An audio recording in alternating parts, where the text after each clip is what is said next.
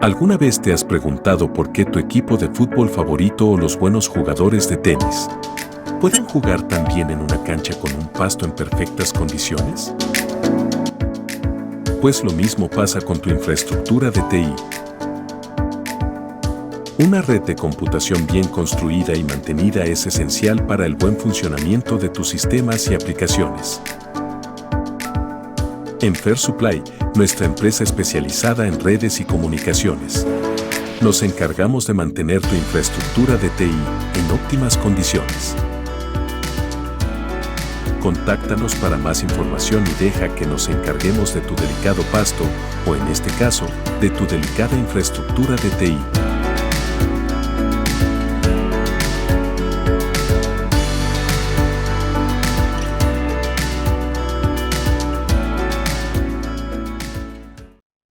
Cuando mi papá tenía 6 años de edad, sus padres se separaron. Mi viejito se quedó a vivir con su padre, con mi abuelo, en Maullín.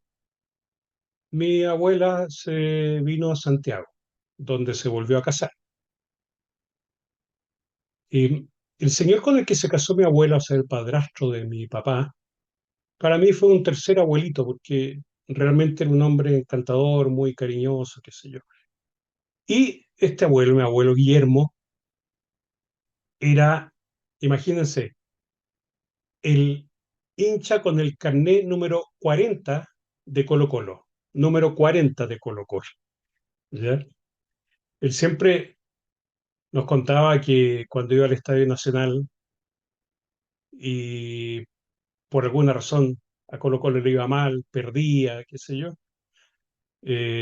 a la salida del estadio era usual encontrar ahí en la estatua del Pilucho que está delante del Estadio Nacional los carnés de socio hechos tirar, los rompían.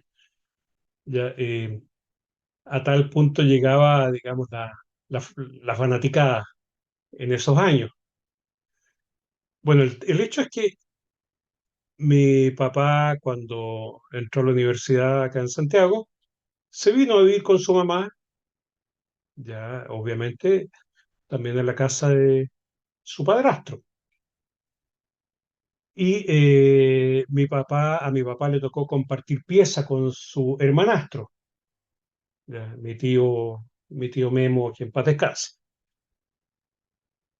Y mi viejo, no sé de dónde, o sería porque estudió en la Universidad de Chile, qué sé yo, pero se hizo hincha de la Universidad de Chile, o ya venía hecho hincha, no lo sé, nunca supe esa historia. El punto es que por el hecho de compartir pieza con su hermanastro, mi viejo lo convirtió a su hermanastro en hincha de la Universidad de Chile. Imagínense lo que fue eso para el socio número 40 de Colo-Colo, que su único hijo hombre fuera hincha del archirrival. No se lo perdonó nunca, mi viejo, nunca en toda su vida, no, nunca se lo perdonó. Era algo que hasta le ponía de mal genio. Guárdense esta historia porque aquí comienza la enésima derivada.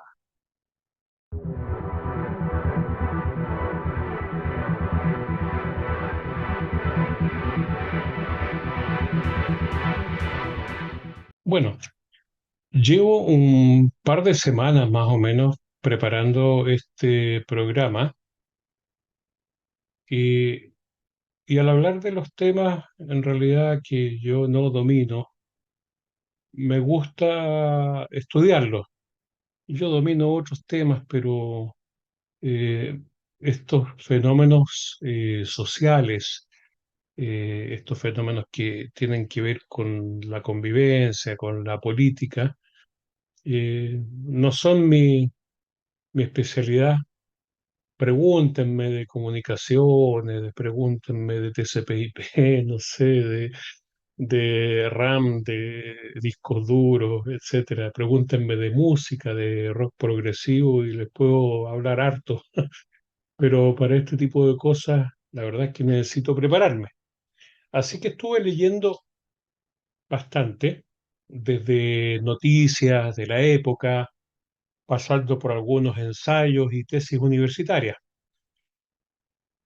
La verdad es que para hablar del tema de barras bravas no me dio el cuero como para leerme el libro de Guarelo, El País Barra Brava, porque a decir verdad nunca me daría el cuero para leer algo escrito por él, más allá de un par de páginas escritas en algún diario, qué sé yo, porque hay personajes que yo paso, otros que no paso, y Guarelo. Me quedé casi como siempre entonces con el material más antiguo, eh, tanto porque me gusta conocer las raíces de las cosas, de dónde provienen, digamos, dónde nacen los fenómenos. Eh, También porque la redacción años atrás era bastante mejor que la que hay ahora. Y sobre todo porque como algunos de estos fenómenos sociales ya han sido ampliamente estudiados, aquellos que ahora quieren ahondar en los mismos temas intentan darle un cariz, pero súper, súper progre. Y esa cuestión, la verdad es que me revienta, me choca. Ya, obviamente, para estos investigadores progres de hoy en día, toda, pero toda la culpa, adivinen de quién es, de la dictadura. Ay, ay, ay. Yo creo que van a pasar 50 años más y todavía le van a estar echando la culpa de todos los males que pasan en el país. Acuérdenme en 50 años más de lo que dije. Por ejemplo, algunas frases que rescaté de algunos papers universitarios que leí. No quiero aburrirlos, pero en realidad para que se den un poco cuenta de lo que les estoy diciendo. Dice, hay procesos de la historia de Chile que se cruzan con la identidad de los y las barristas y los van transformando. Un primer hilo de esta historia está en las erradicaciones de las poblaciones que se llevaron a cabo en los 80 en la región metropolitana. El barrismo, como lo conocemos hoy, nace en el contexto de crisis económica, represión y protestas contra la dictadura.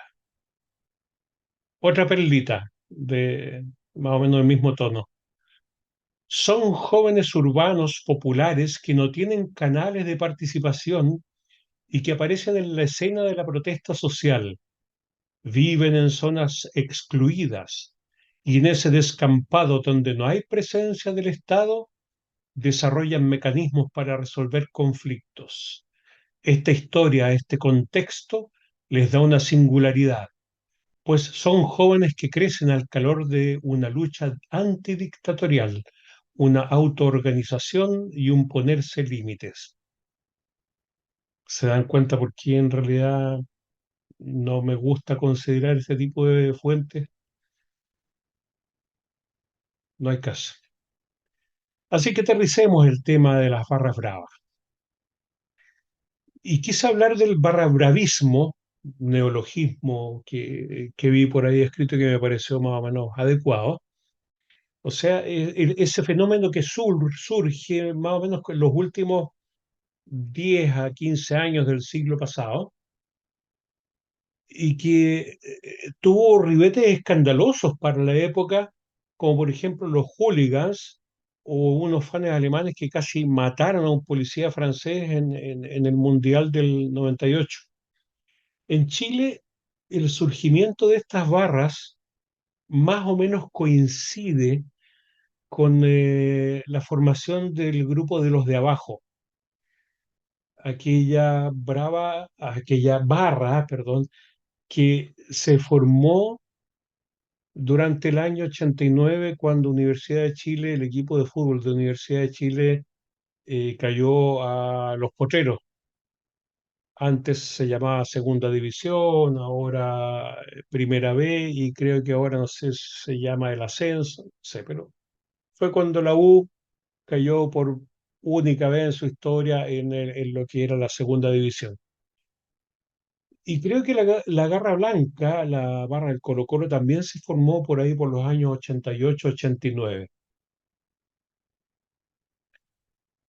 Los espectadores del fútbol profesional son personas en general que van a entretenerse, a divertirse, a emocionarse y, ¿por qué no?, a sufrir con lo que acontece en la cancha.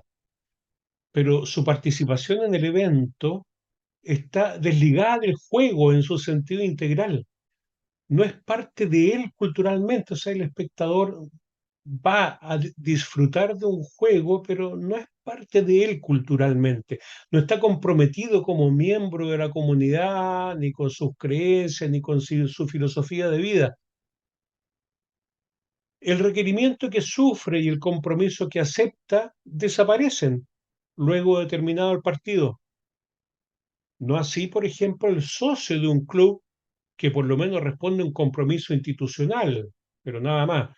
Recuerden lo que les contaba al principio, que me contaba mi abuelo, de los socios que rompían el carnet y lo dejaban tirado ahí a los pies del pilucho en el Estadio Nacional cuando perdía Colo-Colo. El deporte no tiene ningún carácter sacro tampoco, no como esos que se practicaban, no sé, pues en la época de los aztecas, con sacrificios humanos y ese tipo de cosas, o incluso el juego del palín de los mapuches, que no incluía ni sacrificios ni nada por el estilo, pero sí marcaba alguna connotación eh, religiosa, como de tregua. eh, Esperen un momento que voy a tener que cortar las alarmas de mi celular. Como les decía, en el juego del palín de los mapuches se marcaba de repente una tregua entre grupos, comunidades que hubieran tenido alguna discrepancia, y es más, se invitaban entre ellos y se hacía con un sentido así ceremonial. No digo que religioso, pero sí había una machi que le daba un carácter más místico, digamos, a este tema. Pero actualmente no, el deporte no reviste ningún carácter sacro, ni ningún vínculo orgánico con la estructura de la sociedad. Aquí es donde tenemos que hacer una distinción entre tres categorías de personas que van al estadio a ver, a disfrutar o a sufrir, digamos, un partido de fútbol. Por un lado, en primer lugar, están los espectadores, los que van a los estadios a disfrutar de un partido que de antemano promete ser un buen espectáculo, por los antecedentes de los equipos que compiten entre sí. Estos espectadores no son necesariamente neutros frente a los equipos, pero no se involucran con los gritos, con los saltos, con los sufrimientos, alegrías que el desarrollo del partido produce en las otras dos categorías que veremos. En segundo lugar están los hinchas. Son aquellos que sí se declaran partidarios de uno de los equipos. Estos pueden ser, aunque no necesariamente, socios del club al que apoyan con sus gritos. Entre ellos encontramos distintos grados de compromiso con su equipo, desde una tibia adhesión hasta aquellos que se muestran fuertemente involucrados en lo que acontece en la cancha. Son los que saltan gritando ¡gol! A todo pulmón. Como también cuando se produce una jugada del equipo contrario que pone en peligro al suyo, van siguiendo la jugada con el arma en un hilo, y al producirse el gol de los contrarios se sienten amargados y desilusionados de su club. Y, en fin, y finalmente, en tercer lugar, tenemos al barrista, quien presenta particularidades culturales que lo hacen distinto a las otras dos categorías, pudiendo constituir una subcultura aparte o por lo menos un grupo cultural claramente identificable. En general, la edad de los barristas oscila entre los 14 y los 25 años aproximadamente. Hay algunos más viejones que sabemos que también están metidos. Es el propio barrista el que hace notar su diferencia con respecto al hincha. ¿Por qué estas características que los diferencian hacen que se conformen como un grupo? Como dirían en una conversación sostenida entre Konrad Lorenz y Karl Popper, todo fenómeno de vida posee en sí mismo un sentido orientador. Cada ser vivo en particular intenta encontrar un mundo mejor. Los barristas encuentran su nicho ecológico en la galería del estadio, una o dos veces por semana, en su ciudad o en otra ciudad a la que viajan para estar con su equipo. Ahí es donde se juntan, cantan, saltan en el tablón, alientan a los equipos. Sin embargo, la violencia los señala negativamente frente a la sociedad. Es el vandalismo, el ataque a bienes y personas del que se les acusa. ¿Y de dónde nace esa violencia, esa rabia contenida? No, no es de la dictadura. ¿Ya? Bueno, las explicaciones son variadas, que señalan detonantes como los mismos dirigentes del fútbol, a quienes se les acusa constantemente de malos manejos, de malos usos de las platas, qué sé yo. Eh, También uno de estos detonantes son los medios de comunicación, ya que los hinchas en su fanatismo acusan a veces de tratar mal a su equipo en los diarios, en la radio, ¿ya? También a las fuerzas policiales que los reprimen, obviamente. ¿Ya? También ellos siempre acusan que hay infiltrados. Y bueno, como les dije, también la dictadura es uno de esos detonantes. Hay barristas que incluso han declarado, en general, uno prefiere que se acabe la violencia, pero uno necesita tener un desahogo y uno lo tiene que, no solo gritando, sino que se lo saca peleando.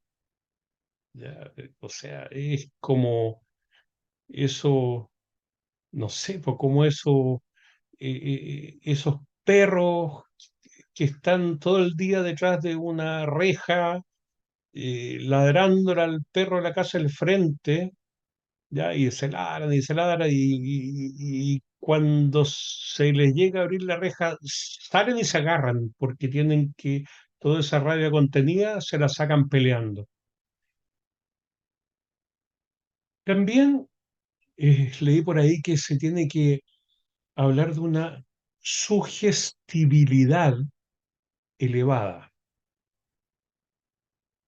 Además de las veces esta palabra sugestión se refiere a una situación sociocultural.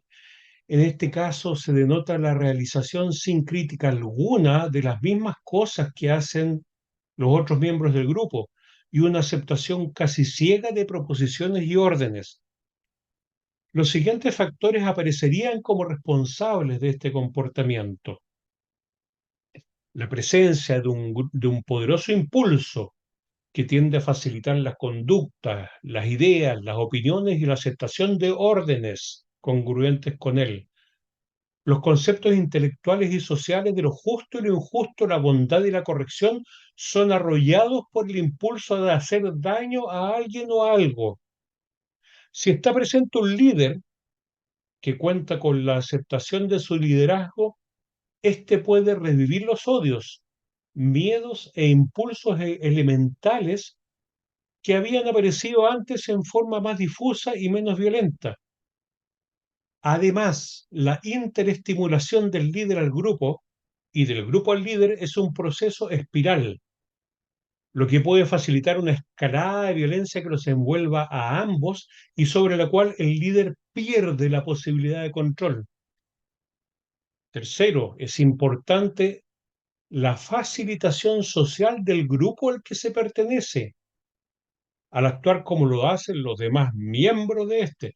Como individuos, no han sido recompensados por la familia o el vecindario, han sido castigados por cometer ciertos actos, los mismos por los cuales son recompensados mediante un reconocimiento afectivo o una mayor valoración dentro del grupo al que pertenecen. Por otra parte, la sugestión está estrechamente asociada con la imitación y generalmente operan ambas al mismo tiempo. Además, los individuos involucrados en la violencia, en los hechos de violencia, cuentan con la publicidad sobre sus actuaciones, es decir, se sienten orgullosos por el que aparecen en la televisión, en donde van a ser vistos por todo el barrio.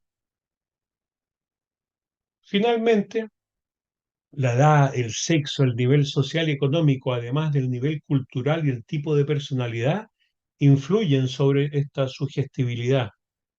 Por lo común, los niños y los jóvenes son más sugestionables que los adultos del mismo grupo sociocultural y obedecen más rápido y con mayor entusiasmo los efectos de esta interestimulación. Sin embargo, dicho todo esto, hay una cierta regulación de la violencia por parte de los barristas, pero hacia el interior del grupo. El principio que opera en esta situación es que dentro del grupo toda violencia está fuera de lugar, a condición de tener una salida para descargarla hacia el exterior. Es decir, no nos peleemos entre nosotros, peguémosle a los adversarios. Esto, si se recuerdan, ha tenido sus connotadas excepciones, como la famosa pelea a cuchillazos televisada entre dos facciones, eh, o- eh, facciones opuestas dentro de la Guerra Blanca, eh, o también la disgregación que hubo en esos años, estoy hablando de los 90, en la misma Guerra Blanca, y que después fue cocinada de cierta manera a fuego lento para fusionarla a través de una coordinación donde se hizo famoso el amigo Francisco Muñoz y donde se, se dice, y aquí no voy a acusar a nadie de nada, pero se dice que había mucha ligazón con los dirigentes del club deportivo en aquella época, en el sentido de facilitarle cierto volumen de entradas que ellos vendían, qué sé yo, de facilitarle un montón ciertos tratos especiales, digamos, para ellos. Con lo cual, evidentemente, siempre cuando pasan estas cosas son algunos los que profitan, eh, que finalmente es lo que también lleva a su colapso. Hacia afuera, basta con una simple provocación y se genera una verdadera reacción en cadena que llega hasta la irracionalidad, siempre muy difícil de detener. Esto me hace recordar aquellas películas de Hollywood donde hay no sé, un atraco a un banco o han tomado de rehenes, qué sé yo, a alguna figura o algunas personas y se acumulan, no sé, centenares de autos o decenas de autos de policía, así todo, y todos los policías parapetados detrás de sus autos, con las armas ahí apuntando, con la tensión al límite, así como onda con la gotita de sudor que va cayendo así de a poquito, ¿ya? Y que basta en esa situación con que de repente se caiga una piedra para que uno dispare y se larguen todos a disparar y vacíen literalmente los cargadores de sus armas, pistolas, fusiles, ametralladoras, lo que sea, ¿ya? Dejando literalmente la caga. Wow. Esto me hace recordar hace muchos años atrás, estando yo en Mendoza con un querido amigo eh, que había sido tirador destacado de la policía en Argentina, me llevó a un polígono a practicar tiro deportivo, desde luego, eh, y donde siempre me acuerdo una, una enseñanza que nunca se me olvidó. Cuando tú vayas a disparar, me decía, Eh, Inhala, contén la respiración, exhala lentamente, tu dedo siempre tiene que estar posado suavemente en el gatillo y el disparo tiene que sorprenderte, es decir, no lo fuerces. Pues ese acto en lo que es tiro de precisión, ese acto de forzar el gatillo te va a hacer perder la puntería, vas a errar el blanco. Ya, esto evidentemente no sucede en situaciones de estrés de las policías o de quien sea que esté portando un arma y haciendo uso de esta en situaciones violentas de alto impacto, digamos.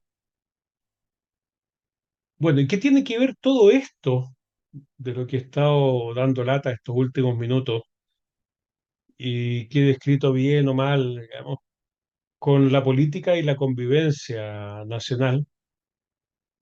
Recordemos un hecho bastante puntual y que tiene que ver con la cesión que le hizo el gobierno militar al Club Deportivo Colo-Colo del sitio que se llamaba Pedrero, en donde se construyó el Estadio Monumental. Pedrero era una antigua cantera que le daba el nombre a la calle que llegaba a esa cantera que hoy es la Avenida Departamental. A raíz de esta cesión del sitio al Club Colo-Colo para erigir su estadio, entonces la barra de los de abajo, picados con ellos, obviamente, porque les habían regalado un sitio para un estadio, comenzaron con los cantos en contra del régimen. El estadio, para que sepan ustedes, fue el primer lugar en donde se gritó en pleno gobierno militar en contra de la dictadura. Veamos, a veces se da una violencia y una agresión dentro de una ritualización normalizada y otras una violencia no ritualizada que es mero vandalismo. El freno a la violencia fluctúa entre la propia conciencia y la falta de una conciencia de sí en la situación grupal de violencia que lleva al vandalismo. En este vaivén pueden jugar su baza aquellos que deliberadamente pueden haber organizado desde afuera los sucesos y una vez producido el clímax emocional, manipular las cosas, las acciones, llevando la agresión potenciada hacia determinados focos, como también dejar que la violencia se escape de los cauces que la regulan para que opere como mero terror desatado sin ningún control. ¿Les suena esto algo conocido si nos remontamos a los sucesos de octubre del 2019?